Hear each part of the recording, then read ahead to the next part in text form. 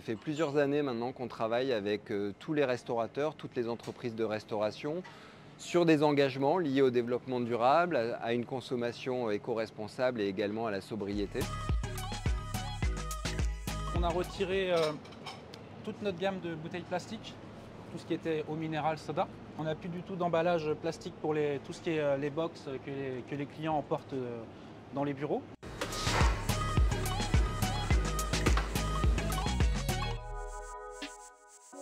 Il y a ce bac-là qui est très intéressant puisque depuis octobre, fin octobre, on collecte les biodéchets qui sont effectivement collectés par l'entreprise Les Alchimistes.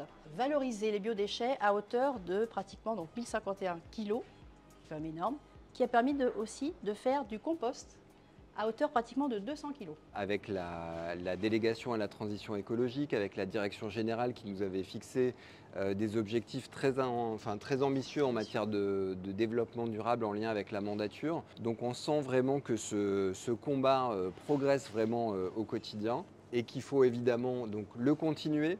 Donc on a plusieurs pistes mais qui intègrent complètement les agents puisqu'on a des progrès quand même à faire en matière de tri. Il faut prendre l'habitude de pouvoir bien respecter les consignes, etc.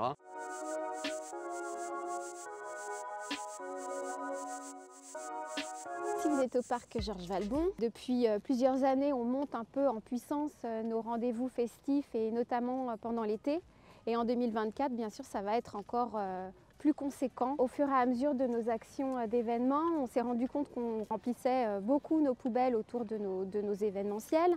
Et on a fait appel à la DTE, la Direction de la Transition écologique, pour nous accompagner sur comment un petit peu répondre à ce besoin d'avoir un peu moins d'impact sur les déchets. Et ils nous ont mis en contact avec l'association Aremac, qui nous ont accompagnés sur différents volets. Ils interviennent notamment sur la gestion des déchets en accompagnant nos prestataires, nos concessionnaires et puis les agents également. Et ce qui était très intéressant cette année, c'est qu'ils ont pu travailler avec les bergers urbains, l'association Cleanamen qui a une trentaine de moutons sur le parc, pour pouvoir justement traiter ces déchets organiques sur une plateforme de compost.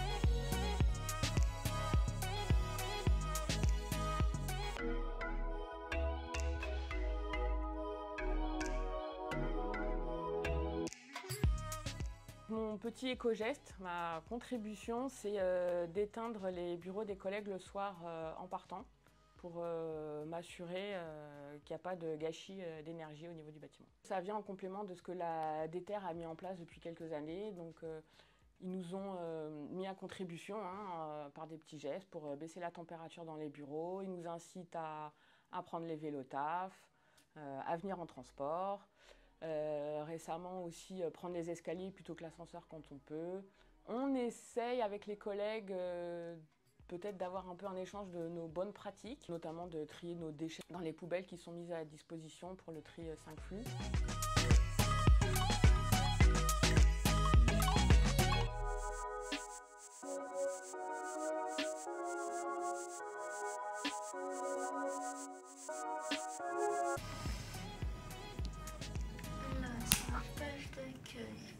Et ensuite, on peut choisir le type de véhicule qu'on veut avoir. Et moi, je choisis tout le temps le papillon vélo, puisque j'aime beaucoup me déplacer à vélo. Je vais à Villepinte, au collège Camille Claudel, parce que j'ai un rendez-vous avec eux. Et en fait, quand j'ai regardé sur la carte de Google Maps, ça prenait presque moins de temps pour aller au collège en vélo qu'en voiture. Oui, je trouve que c'est aussi plus de liberté et surtout moins de stress de prendre le vélo plutôt que la voiture. Là, je crois que ça va me prendre... il y avait écrit 40 minutes sur Google, mais comme c'est un vélo électrique, je sais qu'en moins de 35, j'y serai. Je trouve que ça joue déjà beaucoup d'avoir des actions à portée de main qu'on puisse faire. Là, tout à l'heure, j'avais dit que je ne pouvais pas aller partout si j'avais des objets encombrants. Donc je pense que ça aiderait d'avoir un vélo cargo ou avec une caisse derrière pour pouvoir transporter des objets.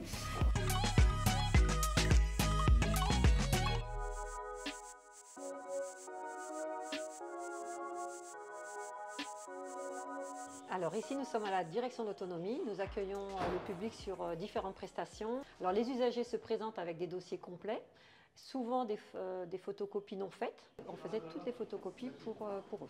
Alors c'est une déperdition de papier énorme puisque les photocopies sont faites à l'accueil, elles sont scannées dans un second temps sur un autre secteur et ensuite rangées dans des boîtes.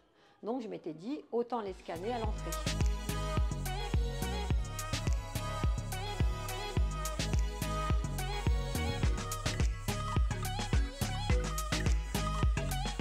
Pour imprimer un document, c'est la façon classique, fichier, imprimer, bien sélectionner la file d'impression centralisée, qui est la file unique, et puis ensuite imprimer le document. Et puis on va sur le copieur récupérer son édition.